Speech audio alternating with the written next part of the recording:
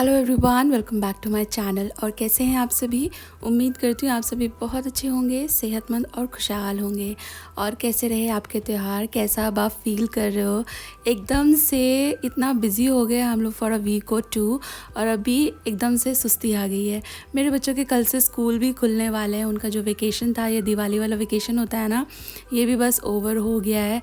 पता ही नहीं चला कब त्यौहार आए कब चले गए। एंड धीरे धीरे we all are back to normal now. By the way, मैं बना रही हूँ शाम की चाय। ये मग मैंने आपको दिखाया था, वॉश कर लिए हैं मैंने, और आज इसमें चाय पी रहे हैं, कल नहीं पिया था। और मुझे है ना, आप में से किसी ने कमेंट किया था कि दी आप जब चाय छान रहे थे तो आपका हाथ कांप रहा था। एक्चुअली मेरा हाथ नहीं कांप रहा है स्वीट हार्ट, मैं इसको ना शेक कर रही हूँ सो दैट ये बिल्कुल क्लीन निकल आए पतीला। आप देख रहे हो, थोड़ा चाय भी निकल आया जस्ट अ सेकेंड। ये देखिए बिल्कुल क्लीन हो गया है पतीला।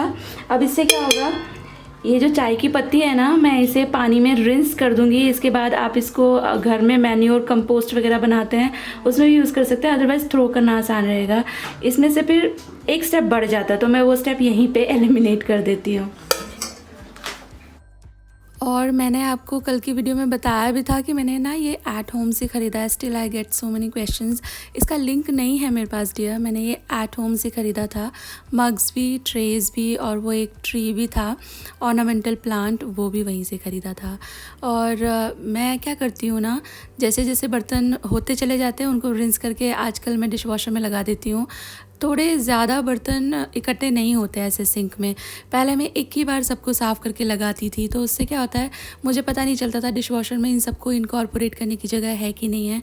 बट आजकल जैसे जैसे होते जाते हैं वैसे वैसे मैं लगाती चली जाती हूँ, वो भर जाता है तो मैं वॉश कर देती हूँ। थोड़ा सा मुझे ईजी लगने लगा है इस ट्रिक के थ्रू, मेरा जो बर्तन मैनेजमेंट है वो।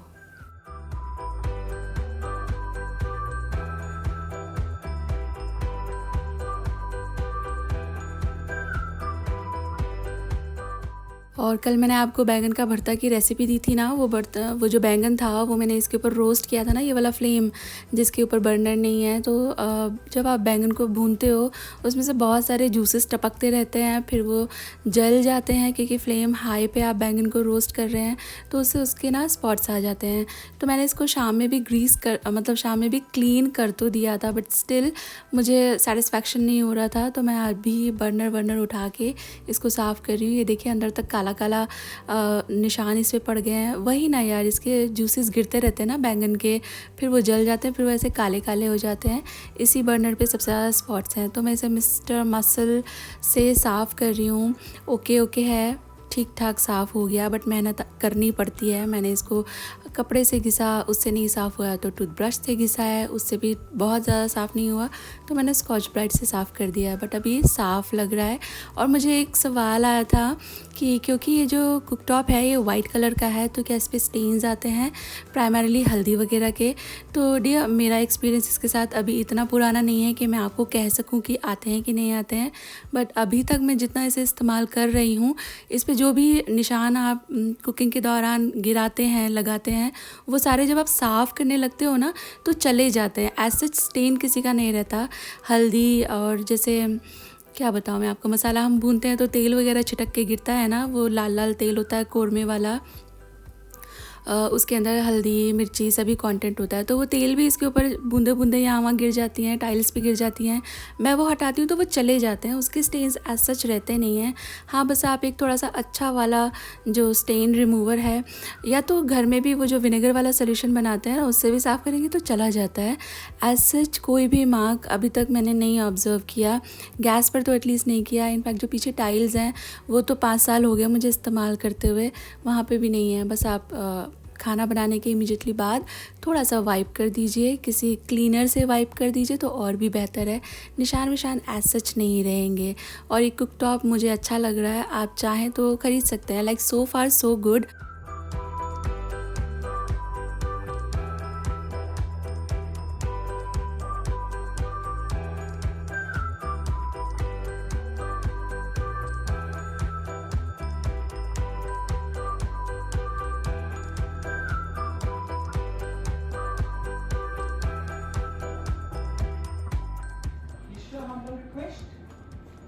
और मैं आपको दिखाना चाहती थी कुछ, ये देखिए मैंने है ना एक नया पैन मंगाया है, बट अभी मैंने इसका रिटर्न डाला है। वाई? क्योंकि ये है ना एक तरफ से एक्चुअली अमेज़ोन पे जब आप रिटर्न डालते हो ना तो दे प्रेफर कि उसके जो ओरिजिनल पैकिंग और वो सब है, बिल एंड ऑल, और इसके जो टैग्स एंड ऑल होते हैं वो इंटैक्ट रहें। ये सब ना भी हो तो चलेगा, बट मेरे पास था तो मैंने रख दिया। तो आई वाज सेइंग कि कढ़ाई बहुत प्यारा है। मैं अभी नहीं दिखा रही हूँ आपको, इसका रिप्लेस्ड पीस आ जाएगा ना तब दिखाऊंगी। ओनली प्रॉब्लम है, ये आप देख रहे हो, ये बहुत बड़ा सा पैच है ना, इसका फ्लैट हो गया है। ये कर्व नहीं है, पूरा फ्लैट है। ऐसे देखने में छोटा सा लग रहा है ये इशू, बट जब ये कढ़ाई इस तरह से आप रखते हो ना तो ऐसे इस तरफ से ऐसे फ्लैट नज़र आता है। तो इसके लिए मैंने इसका रिटर्न डाला है यार। और ये देखिए मेरे पास है ये छोटा सा पपीता है ना। मैं ये बेसिकली लाई थी पपीता चना दाल बनाने के लिए, बट अभी देखिए क्या हुआ। मेरे पास ये 2 छोटी मूली भी है, इसके पत्ते स्पॉइल हो गए। ये 2-3 दिन से रखा हुआ था ना, तो पीछे फेस्टिवल्स थे तो मूली का पराठा मैंने इसलिए बनाया नहीं। अभी ये दोनों चीज़ें मेरे पास हैं, बट दोनों थोड़ा कम है। लाइक इसका सब्ज़ी तो बन सकता है, बट ये तो आई थॉट, वैसे तो बहुत कुछ बन सकता है, बट आई थॉट कि मैं इसका एक बहुत इंटरेस्टिंग रेसिपी आपको देती हूँ। मैं ये दोनों को मिला के है ना पराठा बनाने वाली हूँ। इसके लिए पहले मैं ये छील कर तैयार कर देती हूँ। अगर आपके पास मूली फ्रेश है ना तो इसके जो पत्ते होते हैं ना वो डिस्कार्ड करने की ज़रूरत नहीं है, वो यूज़ हो जाते हैं।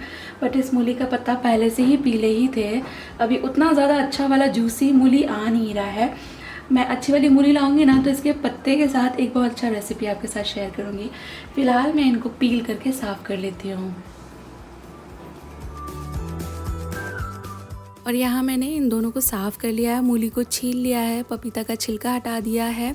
इसके अंदर बीज जैसे होते हैं ना वो भी रिमूव कर दीजिए। इनको मैंने छीलने के बाद फिर से धोया था और ड्राई कर लिया है, बिल्कुल भी पानी नहीं है इसमें। अब इसको है ना ग्रेट करना है। आप चाहें तो मैनुअली जैसे ग्रेट करते हैं वैसे ग्रेट कर लीजिए, टाइम थोड़ा ज़्यादा लगेगा। मेरे पास ये फूड प्रोसेसर है तो मैं इसी में ग्रेट कर लूँगी। तो जो फूड प्रोसेसर है मैं इसमें वो जो ग्रेटर वाला अटैचमेंट होता है वो लगा के इसको ग्रेट कर लूँगी, तो थोड़ा सा मेरा काम जल्दी हो जाएगा।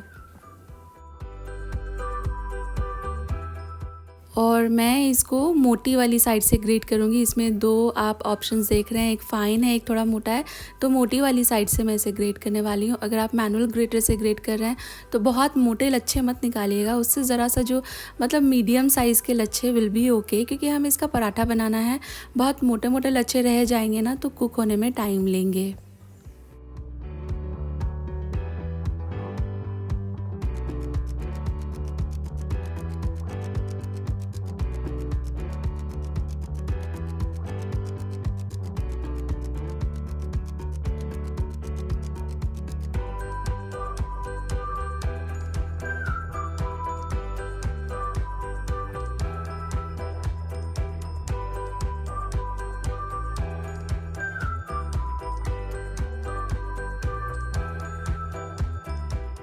और मैंने जो पपीता है और मूली है उसे साथ साथ ही ग्रेट कर लिया है। और अब इसको मैं इस तरह थाली में एक जाली जैसी लगा दूंगी और इसके ऊपर ये जितना भी मैंने ग्रेट किया है सब्ज़ी ये डाल दूंगी। इसके अंदर बहुत ज़्यादा ही जूसेस होते हैं, तो फ़िलहाल मैं इसके ऊपर थोड़ा सा ना नमक लगाऊंगी। नमक डालकर इसे 15 मिनट के लिए साइड में रख दीजिए, तो इससे इसका जो एक्सेस वाटर है वो रिमूव करने में आपको आसानी रहेगी। और बाद में जब इवेंचुअली आप इसमें मसाला नमक करोगे तो बहुत पानी इससे रिलीज़ नहीं होगा। तो थोड़ा मैंने यहाँ नमक डाल दिया है, इसको एक अच्छा मिक्स दे दीजिए, साइड में रख दीजिए। 15 to 20 minutes is okay. Meanwhile जब तक ये सेट हो रहा है ना आप बाकी तैयारी कर सकते हो। तो मैंने इसको नमक लगा दिया है। और जाली लगाने का फ़ायदा ये होता है कि बाद में जब आप इसे निचोड़ोगे ना तो पानी अलग और सब्जियां अलग रहेंगी, तो आपको हेडेक नहीं होगी। जब तक उसका मैरिनेट हो रहा है वो नमक में, तब तक मैं यहाँ पे कुछ प्याज, धनिया, हरी मिर्च और अदरक जो है काट लूँगी। जो पराठे होते हैं ना उसमें ये चारों चीज़ों का बहुत ही मज़ा आता है, आप ज़रूर डाला कीजिए। स्पेशली तो धनिया, जितना ज़्यादा फ्रेश धनिया आप डालें उतना अच्छा है। लाल मिर्ची पाउडर कम डालिए, हरी मिर्ची ज़्यादा डालिए, इनसे ना एक अलग तरह का स्वाद आता है आपके स्टफ्ड पराठास को। बाकी मर्ज़ी आपकी है, आपको जैसे पसंद आता है आप वैसे कीजिए, इवेंचुअली खाना आपको है। मैं मेरे पर्सनल एक्सपीरियंस से बता रही हूँ, ये जो हरे मसाले होते हैं ना ये स्टफ्ड पराठा में बहुत मज़ेदार लगते हैं। और आजकल तो पिंक वाले वाले अनियंस आने लगे हैं, इनका तो टेस्ट बहुत ही अलग और अच्छा वाला होता है। मैंने सब कुछ बारीक काट लिया है, लेकिन जो अदरक है इसको मैंने ग्रेट किया है। काटने से वो चंकी चंकी रह जाता है, मेरे बच्चों को पसंद नहीं आता फिर जब मुंह में उससे बाइट आता है तो, और इसलिए मैं उसको ग्रेट कर देती हूँ। उन्हें ये जो हरी मिर्चें है ना ये भी पसंद नहीं आती है, बट ये दिखती रहती है तो वो खोल कर मिर्चें निकाल कर खा लेते हैं। ये सारी चीज़ें मैंने काट ली हैं, इन्हें मैं एक तरफ अभी तैयार करके रख लेती हूँ। और मैं बना रही हूँ यहाँ पे खिचड़ी। शर्मा जी का मन आ रहा था खिचड़ी खाने का, तो मैं ये तैयारी करने लगी थी तो उन्होंने मुझे बोला था। मैंने फिर फटाफट से थोड़ा दाल चावल भिगो दिया और मैं अब इसको सीटी लगा दूँगी। सिर्फ शर्मा जी के लिए खिचड़ी बन रही है, क्योंकि बच्चे लोगों का बिल्कुल मन नहीं है खिचड़ी खाने का, उनको पराठा ही खाना है।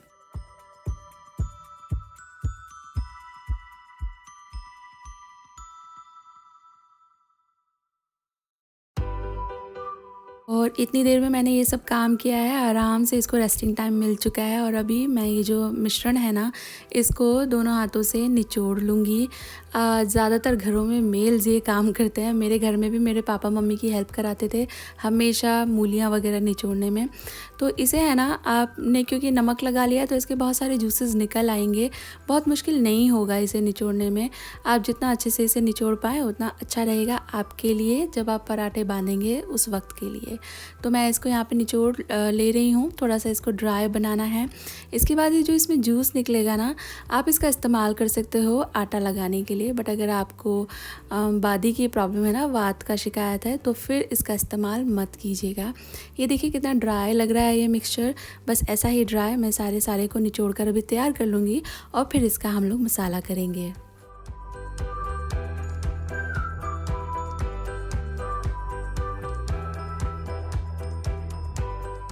एकदम ही अच्छा सा ड्राई सा ये मिक्सचर हो गया है तैयार। खोल कर देख लीजिए, हम आँखों से तोलते हैं ना पता चलता है कि ये कितना है, सो दैट हम इसमें मसाले लगा पाएँ। तो बॉल्स देखकर मुझे आइडिया नहीं लगेगा, इसलिए मैंने इसको फैला लिया है so that I could get an idea कि इसमें कितना मसाला करना है। अब इसमें मसाले बिल्कुल ही बेसिक और सिंपल वाले जाएंगे। थोड़ा सा लाल मिर्ची का पाउडर, क्योंकि हम लोग हरी मिर्ची भी डाल रहे हैं तो लाल मिर्ची ध्यान से डालिएगा।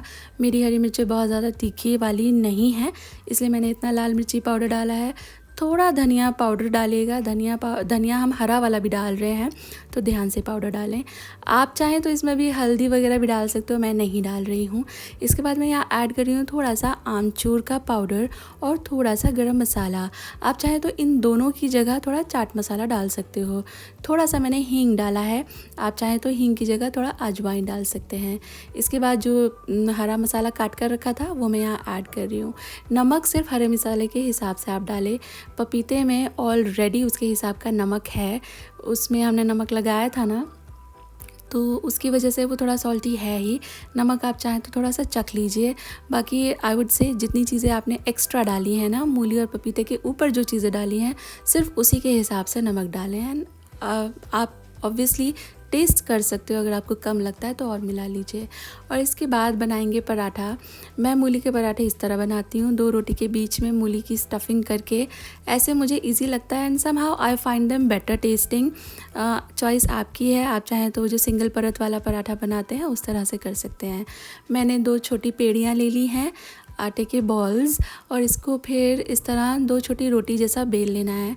मेरे घर में बेसिकली थोड़े थिक और बड़े पराठे पसंद किए जाते हैं विद लॉट्स ऑफ स्टफिंग। आपके घर में जिस तरह पराठे पसंद किए जाते हैं आप उस तरह बना सकते हो, but usually north Indian families में ना बल्की होते हैं पराठे, बहुत ज़्यादा स्टफिंग उसमें होती है, ऐसे ही पसंद किए जाते हैं। तो मैं वैसे ही बना रही हूँ। और इस तरह के पराठे कभी कभी थोड़े से साइज़ में बड़े हो जाते हैं, but they look amazing, they test amazing. मैंने 2 रोटी जैसे बना ली हैं और इसके अंदर एक रोटी के ऊपर मैं ये स्टफिंग फैला रही हूँ। आप देख लीजिए आपको कितना स्टफिंग लगाना है, अच्छे से मैं तो भर कर डाल रही हूँ। और इसके बाद एक लेयर अच्छी तरह लगाने के बाद दूसरी रोटी से इसको मैं कवर कर दूँगी। और इसके बाद इसको आपको ना पिंच करना है, जोड़ना है दोनों रोटियों को। तो ये जो फिंगर टिप्स होते हैं, यहाँ मैंने सूखा आटा लगा लिया और इसके बाद में इसे पिंच कर दूंगी। थोड़ा सा प्रेस कर देंगे, दोनों रोटी आपस में चिपक जाएंगी। और फिर आप थोड़ा सा ध्यान दीजिए टेक्निक पे, मैं इसे कैसे कर रही हूँ। पिंच कर लेने के बाद थोड़ा हाथों से ही इसको फैला लीजिए। ऐसा करने से क्या होगा, अंदर जो स्टफिंग है वो थोड़ा सा इवनली सब तरफ फैल जाएगी। ऑल्सो इसके अंदर कोई एयर पॉकेट है वो भी निकल जाएंगे। जब आप अश्योर्ड हो जाएं कि कोई एयर पॉकेट नहीं है, तब आप हल्के हल्के हाथ से बेलन इसके ऊपर रोल करके इसको फैला सकते हो। अगर इसके अंदर एयर रह जाएगी ना तो वो बबल जैसा बन जाएगा और फिर वो कहीं ना कहीं जाके फूट जाएगा, फिर बाद में वो दिक्कत दे सकता है सेकते वक्त। मैं इसको थोड़ा ज़्यादा बेल रही हूँ क्योंकि मुझे इस तरह थोड़े से फटे से पराठे अच्छे लगते हैं। ये बहुत अच्छे सिकते हैं, अंदर तक क्रंची हो जाते हैं।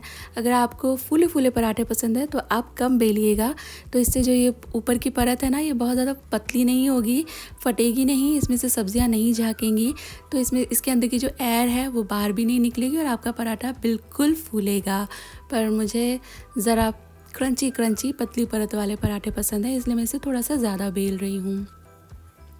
अब इन पराठों को आप घी, बटर, ऑयल, ऑलिव ऑयल जो चाहें वो लगाकर सेक लीजिए दोनों तरफ से। पराठों को ज़रा प्यार से लाल लाल सेकिएगा। क्रंची क्रंची पराठे बड़े मज़ेदार लगते हैं जब वो लाल लाल सिक जाते हैं। लुक एट दिस पराठा, कितना सुंदर लग रहा है, पूरी लाल लाल चित्तियाँ इसके ऊपर आई हैं। और ये पराठा गर्मा गर्म विद दही या चाय बहुत मज़ेदार लगता है।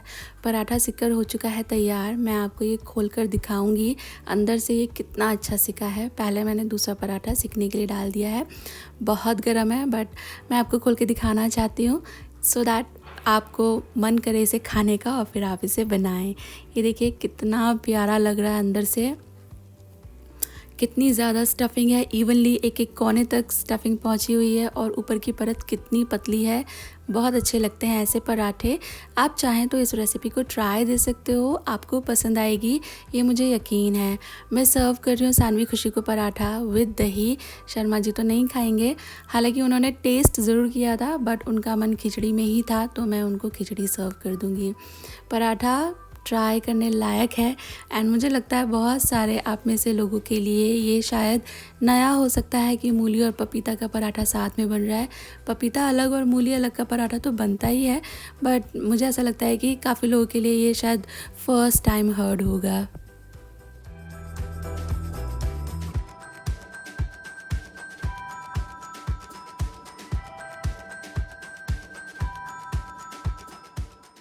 सानवी खुशी को मैंने खाना लगा दिया है। शर्मा जी थोड़ा बिज़ी थे काम में, वो फ्री हुए हैं तो उनकी खिचड़ी को भी मैं छौंका लगा देती हूँ। मैं खिचड़ी को घी से छौंका लगा रही हूँ। खिचड़ी और घी का like they are friends for ever, best friends. बहुत ही अच्छा ये कॉम्बिनेशन है, न्यूट्रिशनल वैल्यू के हिसाब से भी और टेस्ट के हिसाब से भी। घी में मैंने डाला है थोड़ा सा ज़ीरा, थोड़ा सा हींग यहाँ डाला है। ये अच्छी तरह से भुन जाएगा तो इसके बाद इसमें और कुछ भी मसाला मैं नहीं डालूँगी। खिचड़ी को मैंने उबाला था थोड़ा हल्दी और नमक के साथ, बिल्कुल ज़रा सा लाल मिर्ची डालकर मैंने ये छौंका जो है वो ऐड कर दिया है खिचड़ी के अंदर। ये जो मूंग की दाल का खिचड़ी है ये शर्मा जी का फेवरेट है, आई टेल यू। वो कभी भी खा सकते हैं इस खिचड़ी को। इसमें बहुत ज़्यादा मूंग का दाल और थोड़े से चावल होते हैं, बेसिकली दाल जैसा ही होता है, बट आप ट्राई कर सकते हो, ये आपको भी पसंद आएगी। मुझे ज़रा सा ब्लांड लगता है, मुझे वो दिन याद आ जाते हैं जब मैं मेरी डिलीवरीज़ हुई थी और फिर मैंने महीने भर तक सिर्फ यही खाया था, तो मेरा तो इससे जी उचट चुका है, मेरा मन नहीं करता ये वाला खिचड़ी खाने का, बट शर्मा जी को बहुत पसंद आती है। और जब अभी ज़िक्र हुआ तो मैं आपको बताती चलूँ क्योंकि फिर बहुत सारे सवाल पहले भी आए हैं। मेरी दोनों ही डिलीवरीज़ नॉर्मल रही हैं।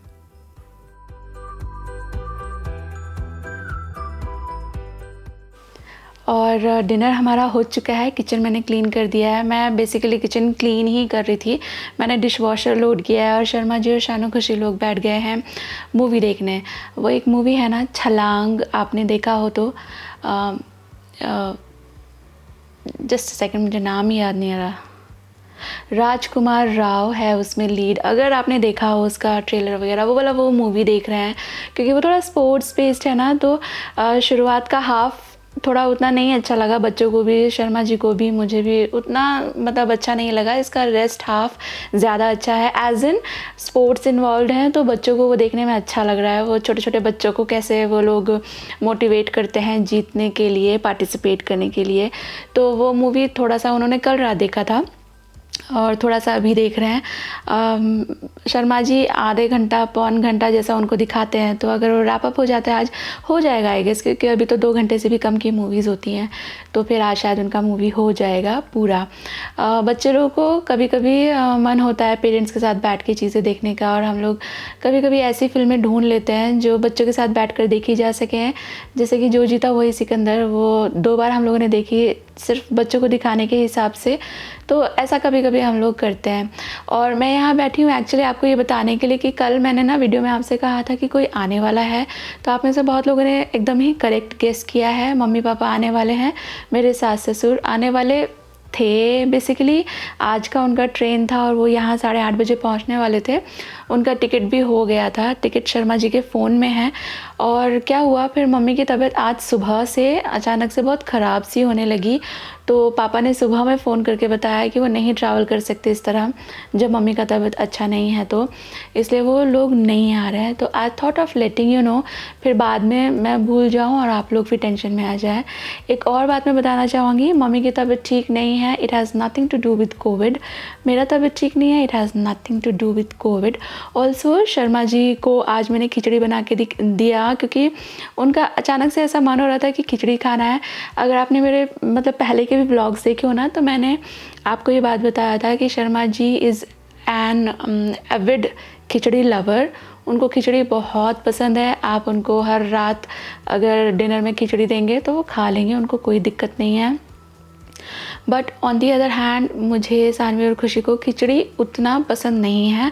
हम लोग ओकेजनली खाते हैं खिचड़ी, तो उनका मन करता है तो वो फिर ऐसे बता देते हैं कि मुझे ये खाने का है।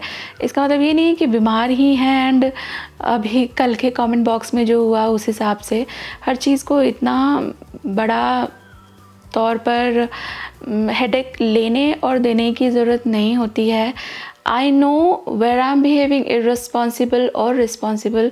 मैं जानबूझ के आप लोगों को भी टेंशन नहीं दूंगी यार, और ख़ुद भी टेंशन नहीं लूँगी। तो उनका मन हुआ खिचड़ी खाने का, इसलिए मैंने खिचड़ी बना दिया, दैट्स इट, और कोई वजह नहीं है। रही बात मेरी तबीयत की, thank you so much all of you. आप लोग इतना कंसर्न दिखाते हैं, मुझे कभी कभी बहुत ज़्यादा ही अपनापन फील होता है। मैं आपको बताना चाहूँगी, मैंने बीच में एक दिन व्लॉग नहीं डाला था, मैं डॉक्टर के पास ही गई थी दिखाने के लिए कि मेरा तबीयत को क्या हुआ है। तो yes, I have BP fluctuations. अभी मैंने एक वीडियो में पहले भी बताया था कि मेरा हार्ट बीट का भी इशू चल रहा है, तो भी लोगों ने उसको अदरवाइज़ लिया। मेरे घर में इस वक्त थोड़ा सा टेंशन का माहौल है।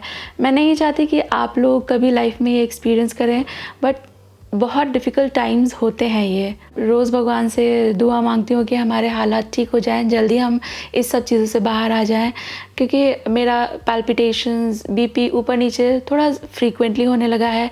ये देखिए काम की वजह से भी हो सकता है, बिकॉज़ दीज डेज़ जितने भी होम मेकर्स हैं and if they are working from home, तो उस केस में तो और भी ज़्यादा, बहुत ज़्यादा काम अचानक से लेडीज़ के ऊपर आ पड़ा है। और ऐसा भी नहीं है कि आप ना करें तो चल जाएगा, करना ही पड़ता है। तो उस चक्कर में भी ज़्यादातर होम मेकर्स को at the end of the day, and I think you would agree to me, at the end of the day they feel lethargic, they feel कि हेडेक हो रहा है, गैस हो रहा है, फीवरिश हो रहा है। और मेरा तबीयत बिल्कुल ठीक है। डॉक्टर के पास मैं गई थी, उस दिन मेरा छुट्टी था। मैं जिस दिन डॉक्टर के पास गई थी मैंने पूरे दिन छुट्टी रखा था। मैंने उस दिन कोई काम नहीं किया, बिकॉज़ दूसरा दिन हो गया था मुझको ये सब फील करते हुए, तो मैं थोड़ा आराम करना चाहती थी। तो डॉक्टर ने मुझे बोला कि ये सब because of the weather change हो रहा है ना, उस वजह से है। इस मौसम में है ना, आई टेल यू, बहुत सारे लोगों को बिकॉज़ ऑफ द फ्यूम्स सांस लेने में तकलीफ़ होती है, बिकॉज़ ऑफ द आती जाती ठंडी, इस वक्त ठंडी इंट्रोड्यूस हो रही है, तो बहुत लोगों को फीवर, कोल्ड, कॉफ हो जाता है। ऑल्सो दिवाली और होली का वक्त ऐसा होता है, ये साल के 2 वक्त ऐसे होते हैं जब ज़्यादातर लोगों का पेट अपसेट हो जाता है, तो it is quite common. But I know अभी जो टाइम्स चल रहा है, दिस पैंडमिक, बहुत लोग ज़्यादातर चीज़ों को वहीं से एसोसिएट करते हैं, and we should be like conscious enough. But अगर ऐसा होता तो सबसे पहले तो मेरे डॉक्टर को ही पता चलना चाहिए था ना कि ऐसा कुछ है। उन्होंने मुझे ऐसा कुछ भी नहीं बताया है। आई हैड थोड़ा सा, मेरा थ्रोट में अनईजीनेस, ऑल्सो मुझे बॉडी एक था। मेरे हस्बैंड ने भी आपको यही बताया था कि जैसे फ़ीवर में बॉडी हड़कल होती है वैसा मुझे हो रहा है। तो I took medicine and I am doing all okay right now. Thank you each and every one of you who showed concern towards my health. I'm doing all okay now. तो चलिए अभी मैं आप सबसे लेती हूँ इजाज़त, मिलूँगी कल आपसे एक नई वीडियो के साथ। तब तक के लिए आप सभी रखें अपना ढेर सारा ख्याल। मुझे दीजिए इजाज़त। Take care, bye bye, good night.